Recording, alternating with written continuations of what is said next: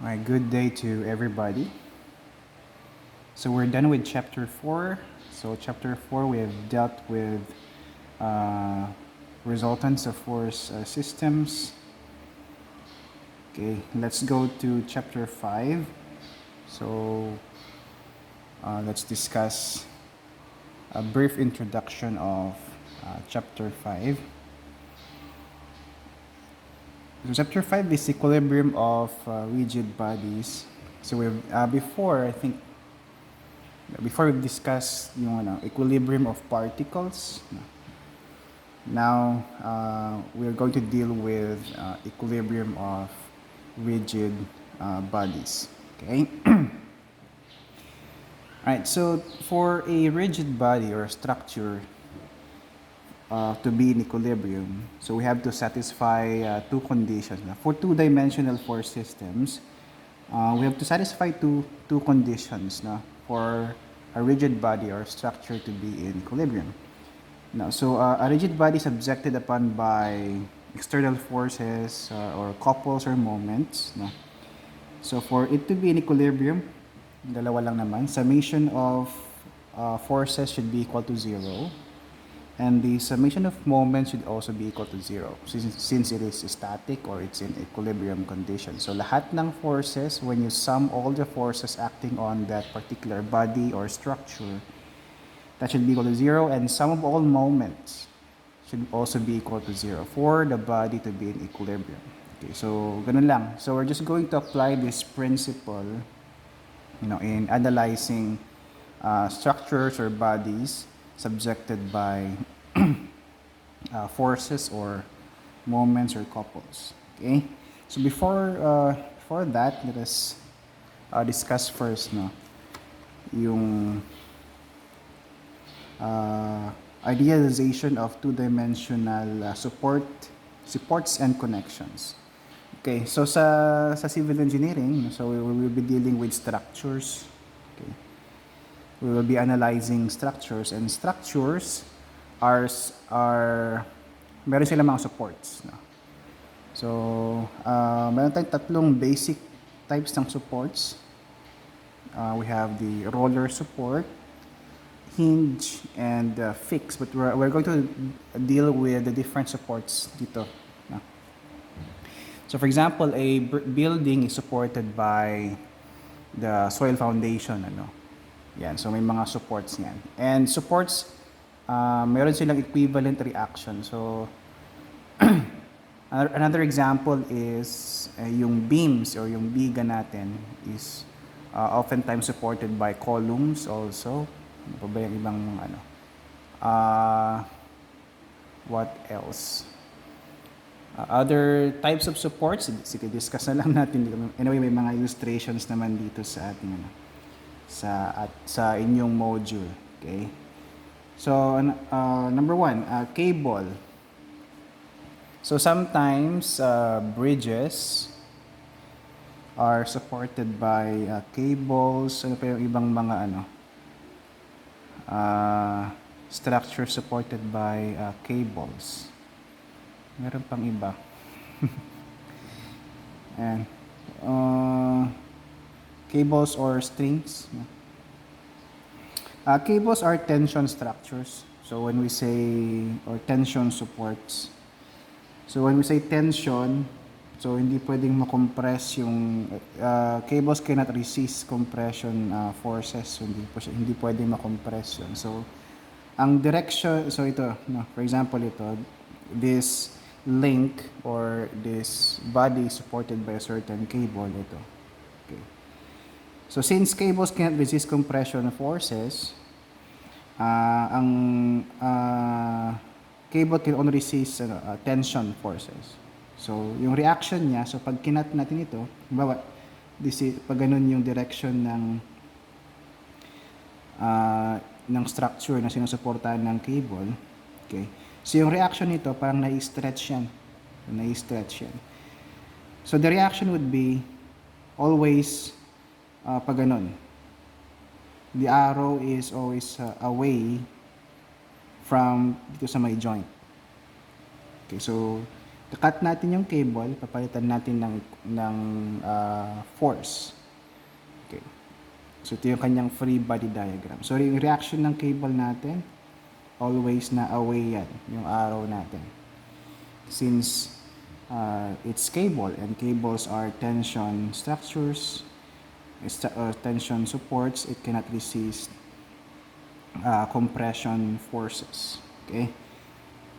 So, ito. So, number of unknowns, the reaction is tension force which acts away from the member in the direction of the cable. So, yun na. Nasabi na pala dyan. And then, weightless link. Ito yung link natin. Link. Ito. Ang reaction niya, ganun din.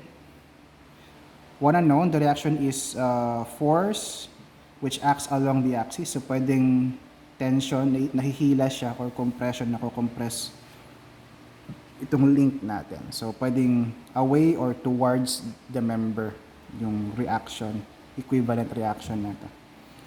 And we also have roller. Roller, ito, parang may tatlo siyang gulong. Minsan dalawa lang yan. Minsan isa gulong. Ayan.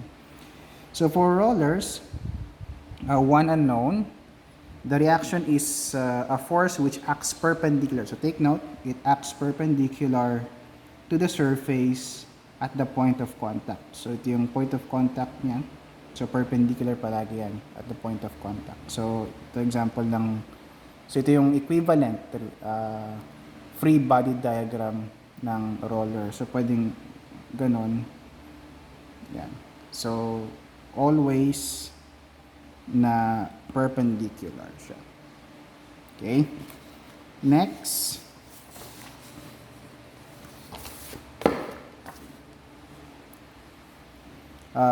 roller or pin in confined smooth slot. So, meron siyang confinement dito.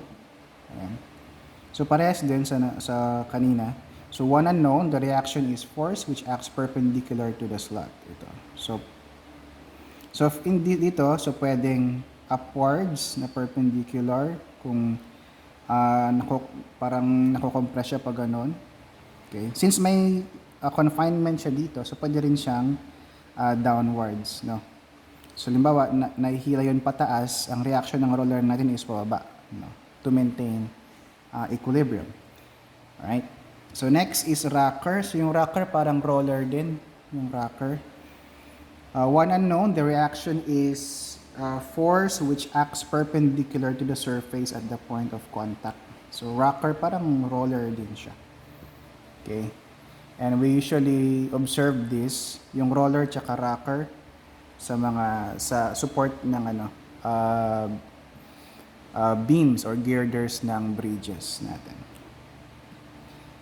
Another one is smooth surface or smooth surface.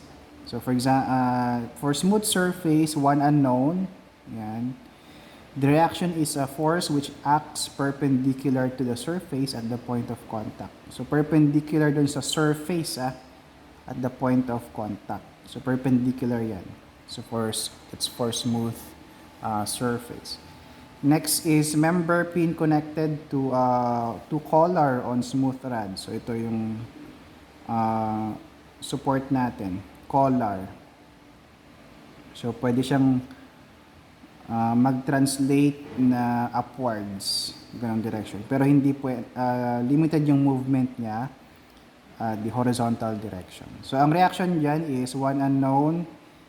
The reaction is a force which acts perpendicular to the rod. So, perpendicular dito sa rod, ito. Okay? Next, smooth pin or hinge. So, yung parang sa may mga yung hinge, yung support ng pintuan, tsaka yung some windows, no? Hinge. Or ano bang ibang bisagra ata ang Tagalog or Ilocano ng hinge. So, hinge. Smooth pin or hinge. So, two unknowns, the reactions are two components of force or the magnitude and direction phi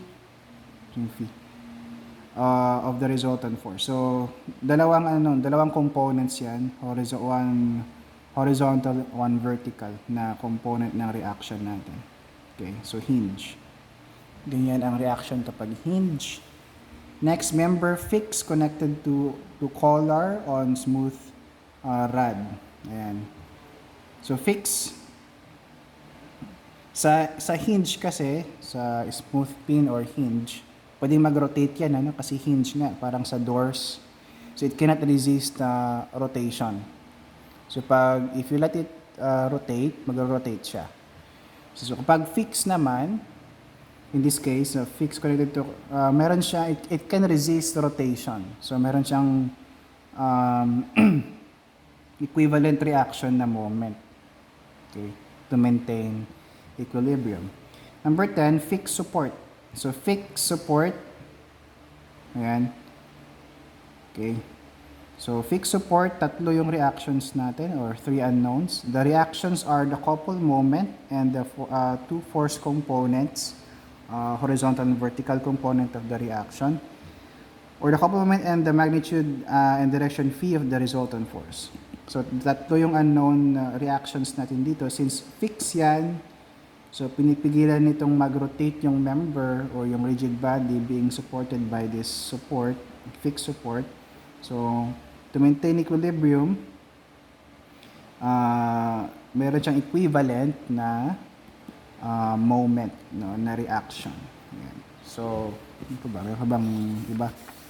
Ayan. So, these are, naglagay na rin ako ng examples dyan sa ating module. Ayan. Pictures ng supports in actual, no? Actual. Examples of actual supports or connections. So ito, I hope malinaw dun sa module natin. Ito, flexible cable. So usually sa bridges, hanging bridge minsan. Ano ba? Nakuha ko sa cable.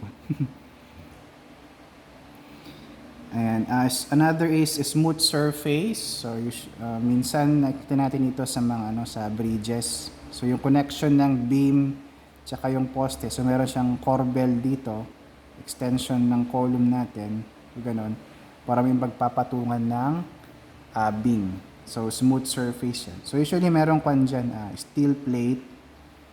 May steel plate yan sa contact nilang dalawa. Okay. And then pin or hinge support. Ito, pin or hinge support para mag-rotate, to allow rotation sa structure. Ito naman rocker support sa bridges din to madalas, rocker or support, no? Kasi yung bridges natin are subjected to moving loads. Yung mga sasakyan, dumadaan. So para magkaroon ng hindi agad masira yung yung bridge natin, to allow minimal movements sa bridges, sa bridge natin, naglalagay tayo ng rocker or roller support, no, dun sa one end ng biga or girder ng bridge natin. So gumagalaw-galaw yan. Hindi nararamdaman of course kapag dumadaan tayo sa bridge, no? Just to allow movement. Yan. Okay, ito rocker support. Ayan, rocker pa ito. Parehas lang sila. Ito roller support naman, yung parang may tatlo or dalawang gulong. Ayan, yung kanina. So roller support pa rin yan. Usually sa bridges din. And then hinge support, ito. Hinge support. So, yun yung mga actual examples natin. Meron pa pala dito, yung fix. So, fixed support, beams welded together. So, beams welded together. So, fixed support yan. Yung poste natin, na welded siya dun sa beam. Okay, so fix yan. Fixed support beam made an integral part of the column. Okay. So, magkadugtong yung beam, integral siya part of the column. Yung beam tsaka yung poste. Ito rin, one example of fixed support. Okay. Sa may ko naman to. Sa may foundation ng poste. So sometimes yung foundation natin, when we analyze or design yung foundation ng mga structures or buildings, sometimes we consider it as a fixed support, sometimes hinge naman siya, no? So depende sa analysis natin. Then we also have smooth guide or slider. Ayan. Parang collar siya. Ayan. So those are actual examples of supports na makikita natin. So tignan niyo sa surroundings ninyo, especially sa mga bridges, no? Tignan niyo sa mga bridges kung ano yung mga supports nila na meron. Okay? So yan. So for equilibrium of a two-force body, so for two-force body, so sabi ko kanina, for two dimensions, we need to meet two conditions, ano? So summation of forces should be equal to 0 for the body to be in equilibrium. Another is summation of all moments should also be equal to 0. Now, dito sa may summation of forces, so since most of the time, we are summating components of forces, you know? So, summation of forces along the x or horizontal direction should be equal to 0. And then summation of forces along y direction or y components of all summation of all y components should be equal to 0. So in this case, we need to meet these three conditions, no, para yung body or yung structure should be in equilibrium. Okay? Equilibrium conditions. So we're going just to apply yung Newton's third law, no? Newton's third law. Action and reaction. So most of the time we are going to solve sa chapter na ito, we're going to solve for the reactions ng mga supports natin. So dapat alam natin yung equivalent reaction, kung ilan yung unknowns, ano yung direction niya. So nandito naman na yung summary natin sa module ninyo, no? So nandito na yung summary ng equivalent reaction ng bawat type ng support. Okay, so meron na ring illustration para meron kayong basis sa pag-drawing later on ng free body diagram ng structures na i-analyze natin. Okay? So yan. So principle based pa rin yung analysis natin. We're just going to meet or apply these three conditions, no, when we analyze structures. So, ulitin ko ulit, most of the time, we're going to solve for the reactions dito sa chapter 5, natin. Okay? So, yun. Next video, kasi medyo mahaba pa pala introduction. So, that's the introduction. Paki-memorize na lang yung mga reactions, no, ng bawat support. Okay? So next video natin, we're going to solve some problems to illustrate yung principles na napag-aralan natin dito sa may introduction natin for chapter 5. So yung mga discussions natin dito sa chapter 5. Okay? So see you sa next video.